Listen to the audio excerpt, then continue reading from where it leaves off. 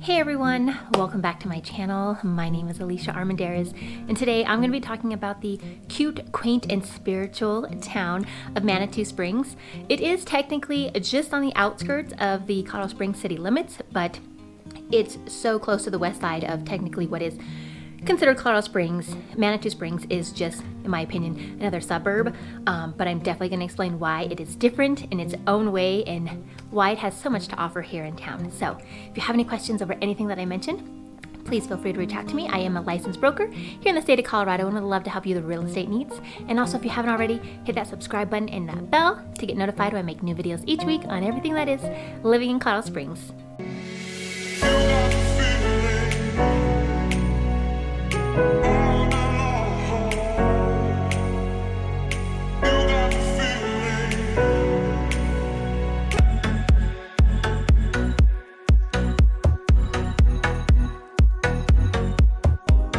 So to begin, I want to explain to you guys where Manitou Springs sits on the map compared to Colorado Springs itself, and then also a little history behind it will kind of explain why it is the way that it is.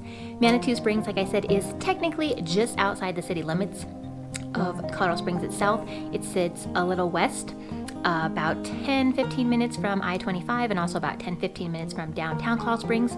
You can just take Highway 24. That'll get you from downtown across the west side of Colorado Springs and then to Manitou Springs. Also, Highway 24 is going to be that back road that a lot of us locals use to get to all the mountain resorts like Breckenridge and Keystone, Copper, what have you. So that's where it sits kind of on the map. Like I said, it is so close to Colorado Springs. We just kind of consider it still part of Colorado Springs. It's just a little subdivision in my opinion. But yes, technically it does sit just outside the city limits. So its rules, regulations, and kind of town mandatory issues are a little bit different, and I've only really noticed that since the pandemic. Right now they are seeing like more mask mandates when the rest of Colorado Springs is pretty lenient on that right now. But just a couple other things that they do have their own rules and regulations and town meetings about that vary very slightly from Colorado Springs. Also, the history is very interesting and what I feel plays a big role into just who's attracted to Manitou Springs, who lives there, who visits there. Back in the late 1800s, when everyone was coming to Colorado to find gold and what have you, there were a lot of people that were coming here to find all the mineral water that we have in Manitou Springs. Everyone had this idea that the mineral water and the mineral springs that sit in Manitou Springs were going to be healing and healthy and just give eternal life and what have you. So one of the traditions that we actually have here annually in Manitou Springs dates back to when Emma Crawford, back in 1890, she came, she had tuberculosis, she thought the mineral water was going to cure her and also give her eternal life and what have you. And sad to say, Emma Crawford did not get better after drinking the mineral water, but she did love Manitou Springs so much that she asked some of the other founders and other first settlers to bury her up on kind of what's the Red Mountain at the moment, the top of Manitou. And they did. They buried her remains in a coffin up at the top of Red Mountain. And then about 20 to 30 years later, that year, Colorado just got a lot of snow and a lot of rain, and as the story goes, her poor coffin came sliding down the mountain and kind of crashed into the downtown area of Manitou Springs and was actually discovered by some kids, and I believe there were a few remains of hers left in the coffin, a hat, a nameplate. So as morbid as that is, that tradition, as her being kind of one of our first founders for Manitou Springs, is still relived. She's honored here every year right around Halloween. The people of Manitou Springs, they get together and they have the coffin races, which is pretty much like a soapbox race, but everyone gets together and they kind of make like a coffin into a soapbox and they race them down the mountain, and that is supposed to be good family fun. I've actually never been. I've always wanted to go, but I just never had a chance. They do that, like I said, right before every Halloween every year, and it's in honor of Emma Crawford and her poor coffin coming sliding down the mountain back in the 1800s. Present day, when you're actually walking around kind of downtown Manitou Springs, you're going to see several water fountains, actually 8. We have 8 kind of natural springs. They kind of look like public water fountains, but they're done up really pretty. They're all kind of jazzy and have gems around them and turquoise and what have you, but they are placed all around downtown. They are natural springs that you can stop and fill up a water bottle, you can just drink from. It's supposed to be healthy spring water. So those are actually constantly running and filtering through the city. That's a kind of a cool aspect. But because it does have that spiritual, supposed to heal you kind of vibe, that's kind of the people that it attracts. That's the businesses that it kind of attracts.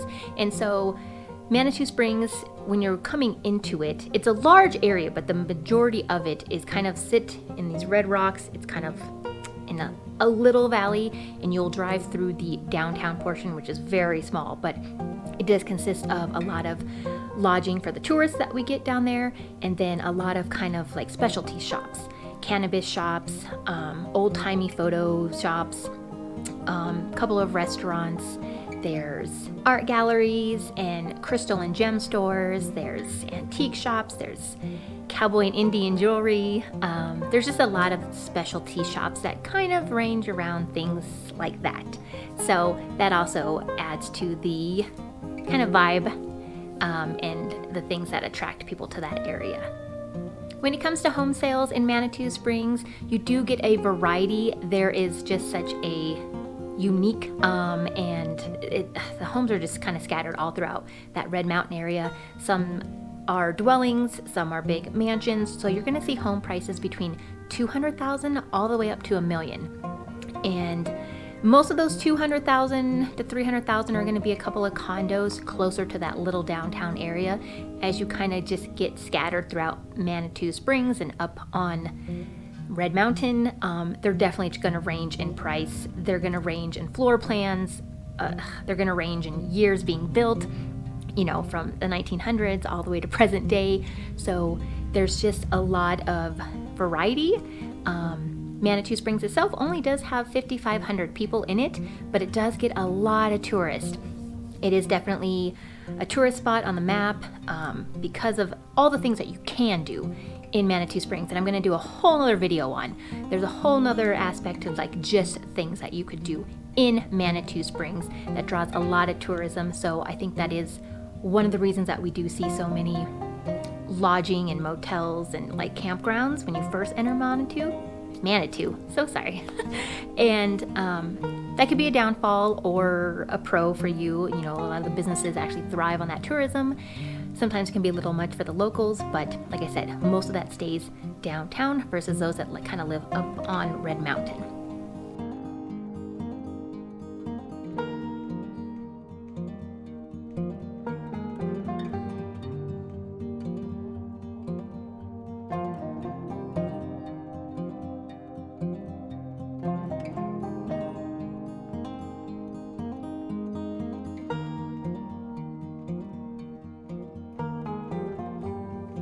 Some of my favorite places in Manitou Springs that I go to even often, and I don't live anywhere near Manitou Springs, is The Loop. The Loop is a really amazing Mexican food restaurant that is known for having these huge margaritas. But it's been there for years. Everyone knows of it. Everyone goes there. I will say if you're native, you probably don't go as much as you used to as a kid, but I was actually there recently and forgot how much I miss the food and the margaritas from The Loop. So another restaurant though that I feel most locals go to on a regular basis is the Mona Lisa fondue restaurant. It's a very romantic, very upscale fondue restaurant, and they get super packed for Valentine's Day and other special holidays that you can imagine. But I do like to go there seasonally. They put out some really interesting and delicious seasonal dishes. So the Mona Lisa is somewhere that I would definitely go on a regular basis. There is also a crystal gem shop that I really like down there. And while I was down there filming for you guys and trying to give you a glimpse into Manitou, I bought this citrine crystal, which I've been looking for. I'm not super huge into crystals and whatnot, but I walked into the store and it was just calling to me, so I bought it. Like I said, very spiritual town, gives off a lot of spiritual, antique-y, old soul kind of vibes. I will say, as you're walking around, if you're shopping downtown, you're also going to come across the Penny Arcade, which is super cool. A lot of people take their kiddos down there. It's a fun little date night spot also. It's a little area in town that just has a ton of old school arcade games. I mean, old school arcade games, and skee ball and some old pinball and just some very classic games. So it actually has a name. As a local, we just call it the Penny Arcade. I should probably find out what the name is if I'm going to talk about it in a video. But that is definitely one thing that you're going to want to check out, whether you live in the area or if you're living in Colorado Springs. Something that I just want to note, whether you're living there or you're not, is there is minimal parking. I can't believe for as much tourism as that area gets, and for as much as the, people of Colorado Springs drive into Manitou to go hang out for the day or go shopping, there's minimal parking. So that's just something to be aware of. Well, there you go, guys. There's a little touch on Manitou Springs here in Colorado Springs, Colorado.